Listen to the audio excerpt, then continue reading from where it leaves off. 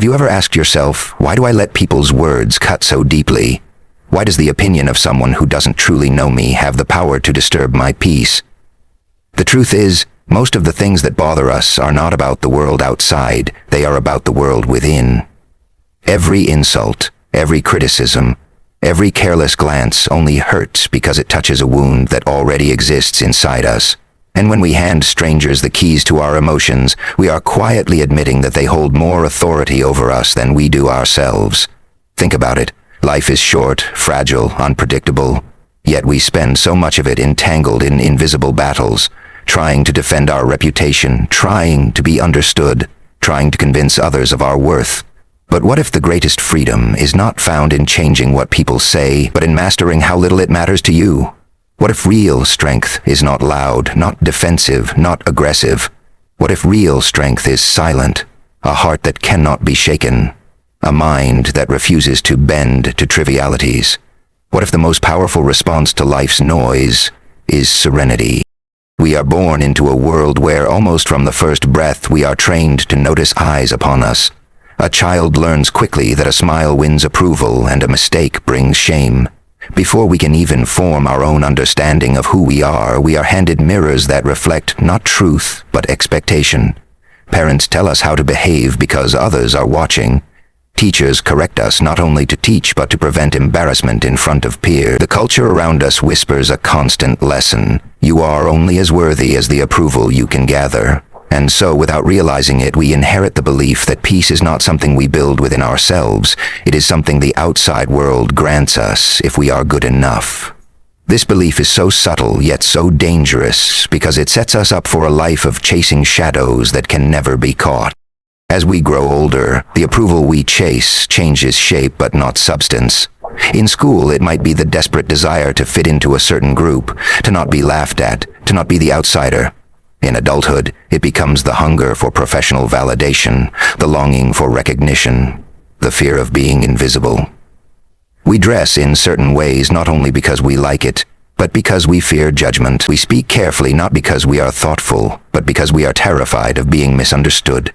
Slowly, without noticing, we live more for the gaze of others than for the truth of ourselves, and in this endless game, we believe a lie. That if only we could control what people think, if only we could master how they see us, then peace will finally come. But peace never arrives, because people are not puzzles to be solved. They are storms to be endured. This obsession with how others perceive us comes from an ancient human instinct, survival. In tribes, to be cast out meant death. Acceptance meant food, shelter, protection. That instinct still lingers in our psychology, but in the modern world it is twisted into something corrosive. We are no longer fighting to survive in the wilderness, yet we behave as though exclusion from opinion is a death sentence. We panic at a harsh comment on social media as though it threatens our existence. We chase approval in workplaces as though without it we will vanish into nothing. But the truth is, life today does not demand our submission to every voice. It demands our clarity about which voices matter at all. The tragedy is that most people never realize this. They keep bowing to illusions, wasting their lives trying to rewrite other people's thoughts, never seeing that even when they succeed, the success is temporary. For the same crowd that praises you today can easily condemn you tomorrow. Machiavelli once pointed out that men are driven by two forces, love and fear. And if we live only for love, we are chained by the fear of losing it. If we live in fear of disapproval, we are chained by the constant performance of trying to be acceptable. It is a double prison. Think about it. When someone misunderstands you, your first reaction is to explain, defend, justify. When someone dislikes you, you ask yourself, what did I do wrong? When someone criticizes you unfairly, you burn energy imagining arguments to prove them wrong. But in doing this, you have already given them power. You have let them define the battlefield, and you are playing their game. This is the cruel irony of control. We think we are fighting to control others' perception, but in reality, they are controlling us by making us care so deeply. The noise of the world is relentless. No matter how carefully you move, someone will misinterpret your silence as arrogance, your kindness as weakness, your strength as threat. It is not possible to live in such a way that everyone agrees with you. To attempt it is to sign a contract with misery. Yet most people live precisely this way, carefully trimming themselves into acceptable shapes, carefully silencing their own desires so as not to disturb others, carefully polishing their masks until they shine. But the masks become prisons, because here lies the bitter truth. People do not see you as you are. They see you through the lens of their own fears, insecurities, and biases. Their judgment is more about them than about you. Still, we hand them authority as though they were judges in a court that decides our destiny. What if instead we accepted the chaos of perception and stopped needing to manage it? What if freedom is not found in control at all, but in letting go of the need to control? This need for control poisons relationships as well. We argue with friends not because we truly disagree, but because we cannot bear being misunderstood.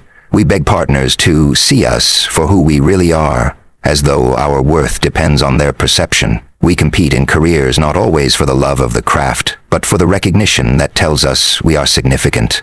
This hunger makes us fragile. A single harsh word can shatter us. A single dismissal can spiral us into days of doubt. And so long as we believe others hold the key to our peace, we will forever be at their mercy. The cruelest part is that most of the people whose opinions torment us will not even remember us in a few years. Their judgments are fleeting, yet we treat them as eternal verdicts. What madness, to build our lives around temporary shadows. And yet, despite all this, people cling to the illusion of control because it gives them comfort. They think, if I can just explain myself enough, they will finally understand. If I can work harder, they will respect me. If I can change my behavior, they will love me. But this is a game with no finish line. For every person you convince, another will rise with a different judgment. For every approval you earn, another disapproval will appear. Peace is never found in this endless chase. And here lies the conflict that keeps us trapped. We mistake control for freedom, when in reality, freedom is only found in surrendering the need to be controlled by what others think. We cling to the belief that one day the world will stop talking, but the world will never be silent. The only silence that exists is the one we build within ourselves, and until we seek that, we remain prisoners of illusion. Think back to the earliest time you felt the sting of being left out. Maybe it was in school, when classmates whispered something behind your back and laughed, and even if you never heard the words, you felt the burn of exclusion. Or maybe it was when you wore something you loved only to be mocked for it, and suddenly what once gave you joy felt like a reason for shame. These are the seeds planted early.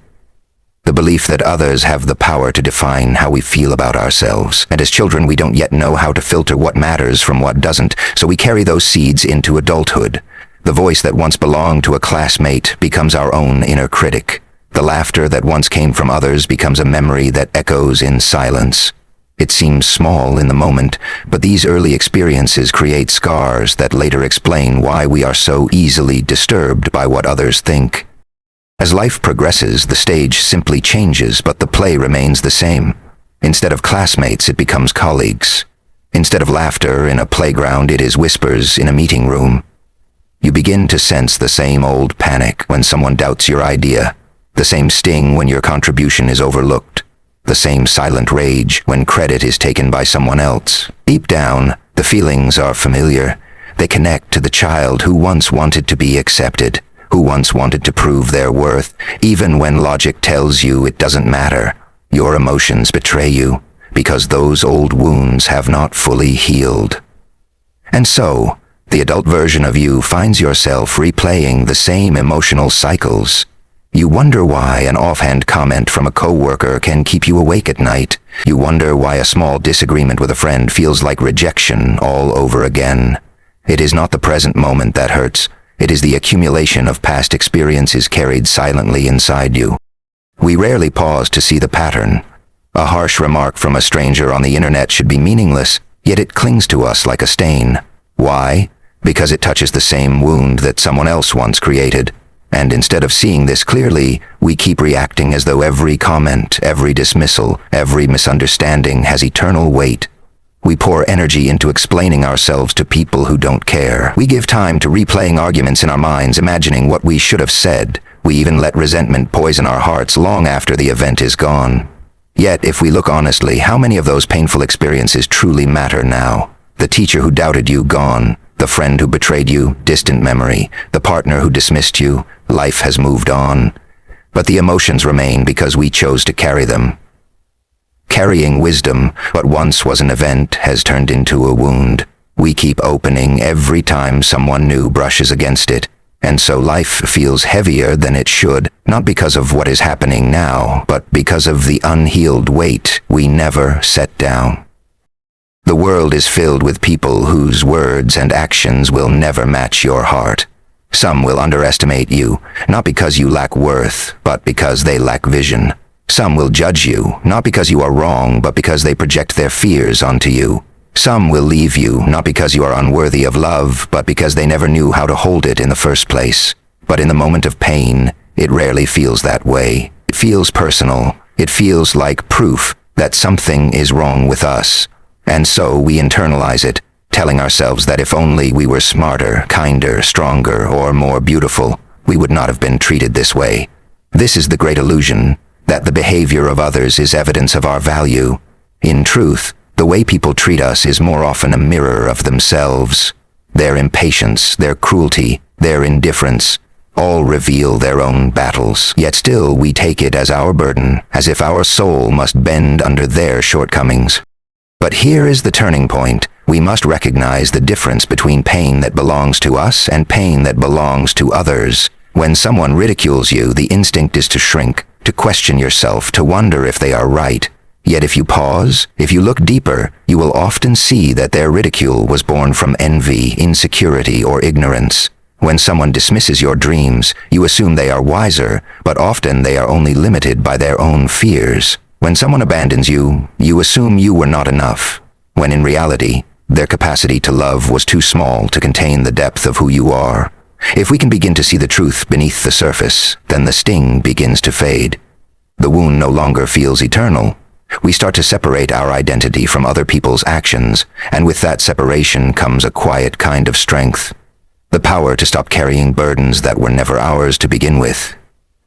Transformation always begins in moments that seem unbearable at first.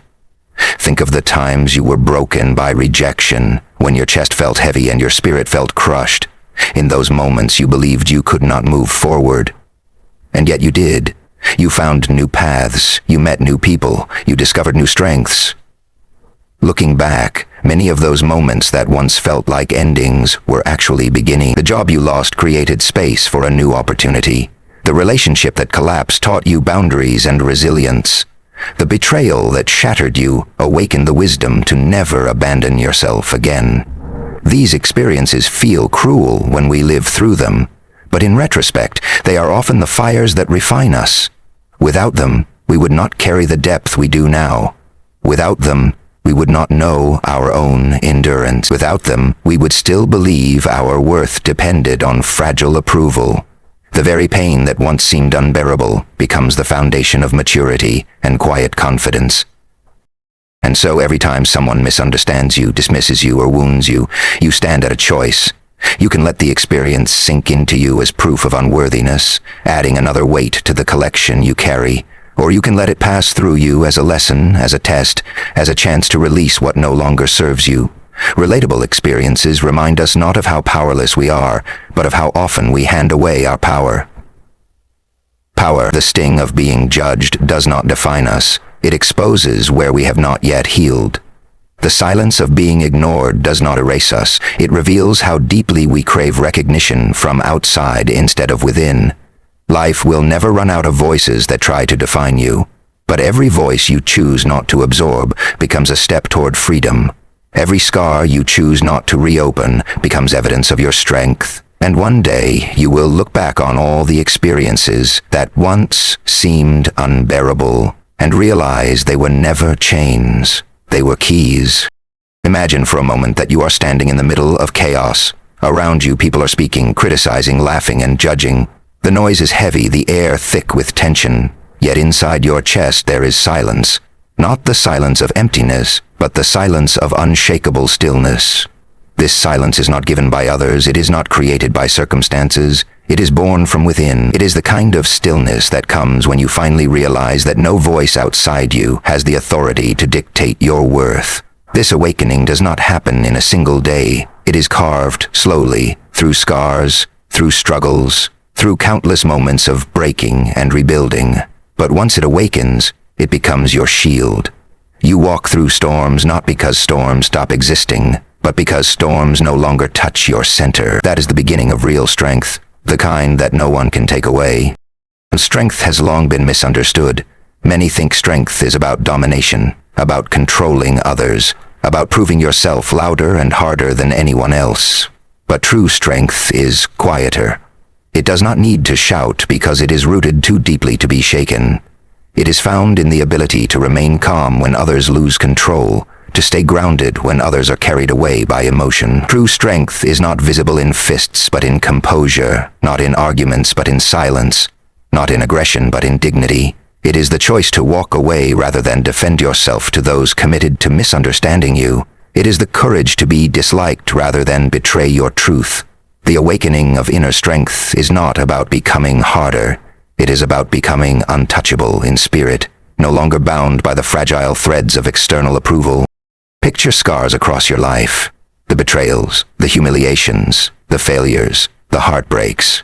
For years you may have seen them as evidence of weakness, as proof that you were wounded, less than perfect, unworthy of peace. But what if those scars are not signs of defeat at all? What if they are medals of survival, marks of resilience, proof that you have walked through fire and remained standing? Every scar tells a story of a battle endured, a lesson learned, a strength gained. They do not make you less, they make you more, because strength is not the absence of wounds. Strength is the ability to carry those wounds with grace. It is the realization that scars are not ugly, they are sacred. They remind you of what you once thought would destroy you, but instead, it became the very thing that revealed your endurance. To awaken to this truth is to stop hiding your scars and instead wear them as silent armor. There is a light that lives in every human being. For most, it stays dim, hidden beneath fear, insecurity, and the endless craving for validation.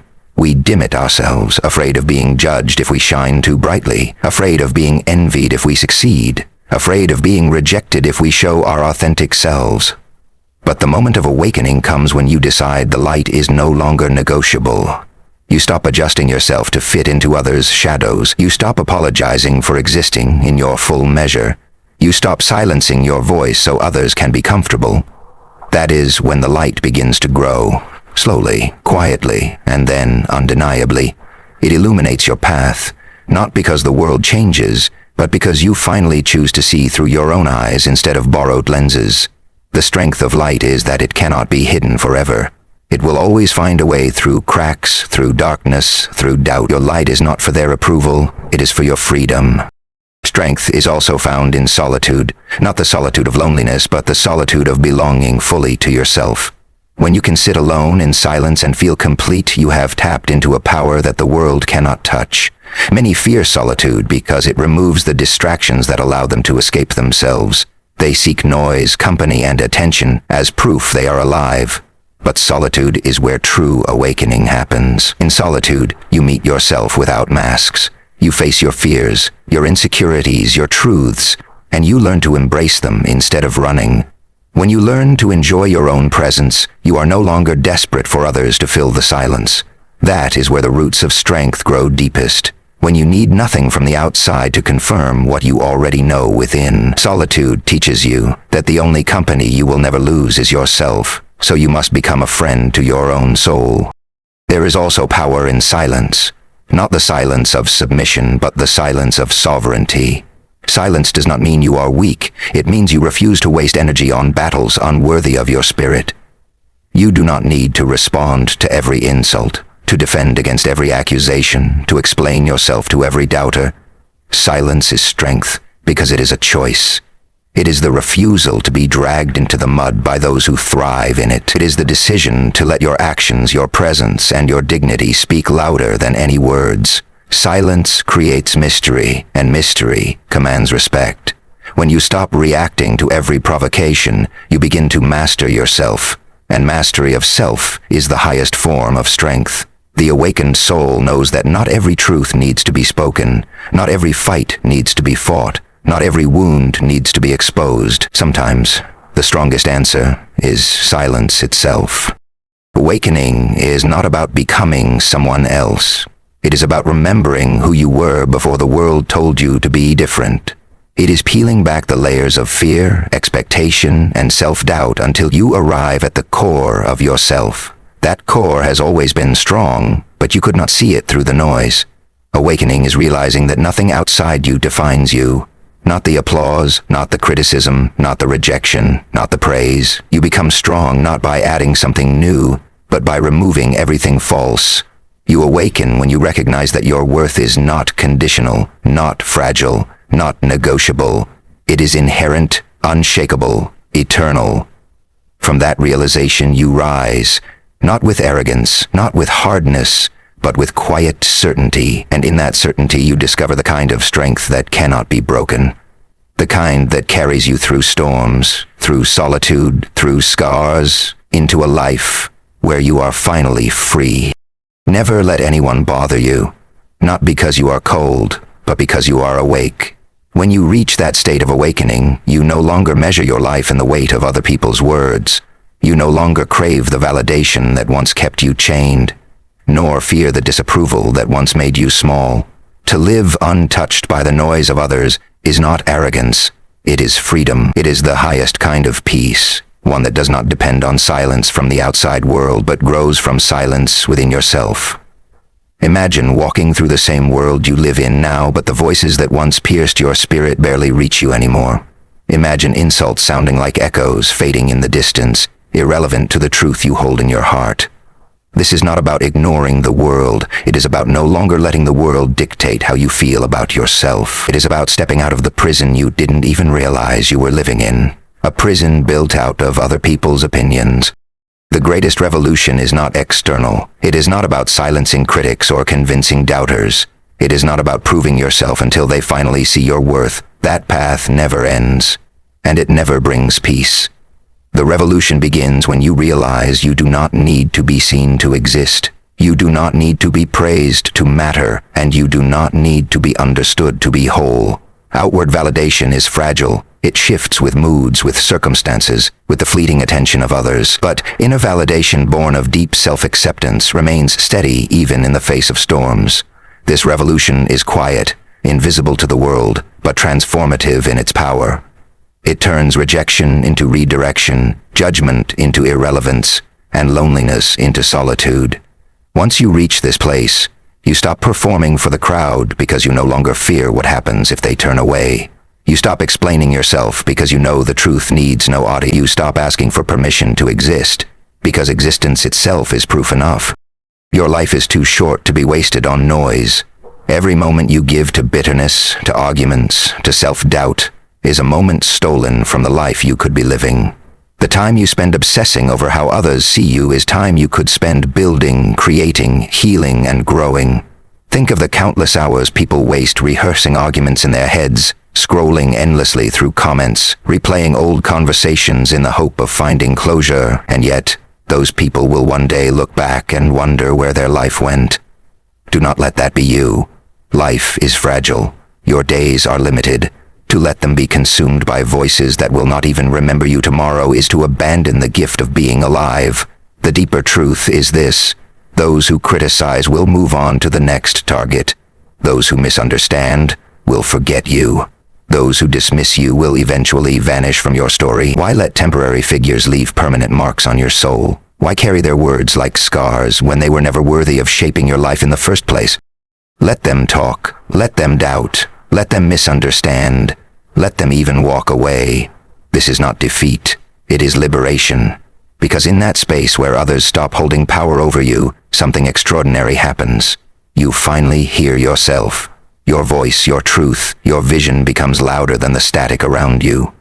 You begin to move through life not with hesitation, but with clarity. You choose paths not because they will win approval, but because they align with your heart. You make decisions not because they will be admired, but because they reflect your values. And when you live this way, you carry a calmness that confuses the world. People wonder how you remain so unbothered, so unshaken, so serene.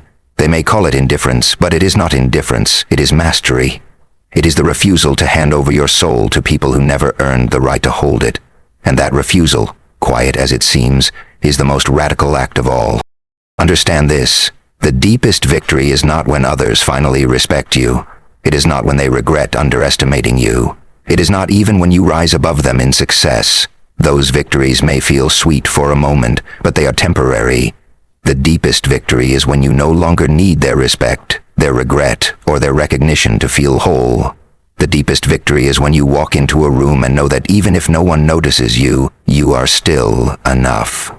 The deepest victory is when criticism feels like background noise instead of a personal attack. The deepest victory is when you can be rejected and still stand tall, misunderstood and still remain calm, doubted and still keep moving forward.